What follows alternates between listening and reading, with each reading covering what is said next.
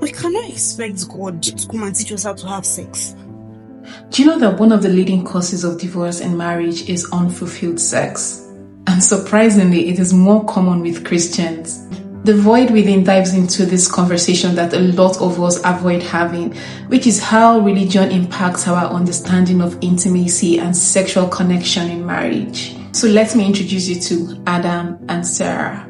They are both rooted in their faith, both committed Christians, and they love God, and they more or less fall in love and decide to take things to the next level.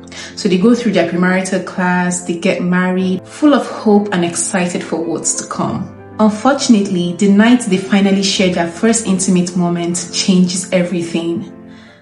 The sex was unfulfilling. We cannot expect God to come and teach us how to have sex. You see, sex in its truest form is supposed to be an exchange, a deeply intimate and sensitive communication between two people. However, in the Void Within, Adam, as a deeply rooted Christian, has gone through his entire life saying no to sex. He has repressed every knowledge when it comes to sex, and when it's finally time for him to start saying yes to sex, he's unable to engage in a very fulfilling way. And Sarah is frustrated.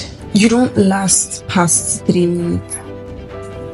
So, where in the Bible did it say you must last more than 3 minutes? Or better still, where in the Bible does it say it's lasting 3 minutes? You don't even last up to 3 minutes. I just said that so you won't feel bad. She tries at first to be sensitive, but the truth is, when sex is a letdown in marriage, it creates a void in the relationship, both emotionally and physically. Finally decides to voice it out, and of course, I don't want to say men and their fragile ego, but you can imagine how that goes. As the issue grows, Sarah starts to look for other means to fill the void. You look beautiful. Thank you. And that brings up a bigger question. How does Christianity impact our understanding of sex in marriage? Why do we become frigid when it's finally time to enjoy our liberty in sex?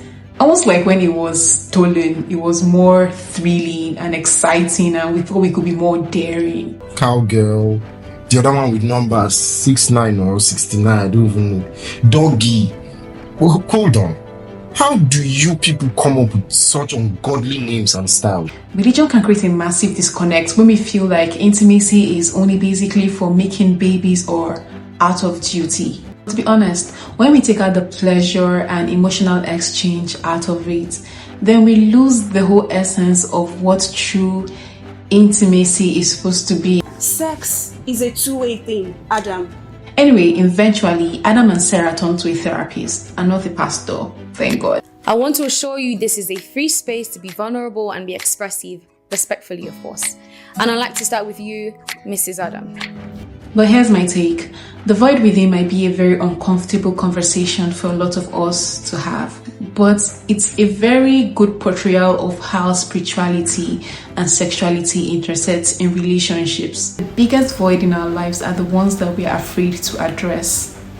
Sexual intimacy thrives on naked communication. Communication on the foundation of empathy and sensitivity and finding balance. Will their marriage ever survive this obstacle? Will they ever find sexual fulfillment in their lives? If you're looking for movies that tackle complex themes like love, abuse, faith, check out Jay's World of Movies. So check out The Void Within, and it's a conversation that needs to be had. And well, I'll put the link below and you can go to Jay Anthony's World of Movies and find out. And don't forget to like and subscribe and leave your comments if you will. And I'll see you next time.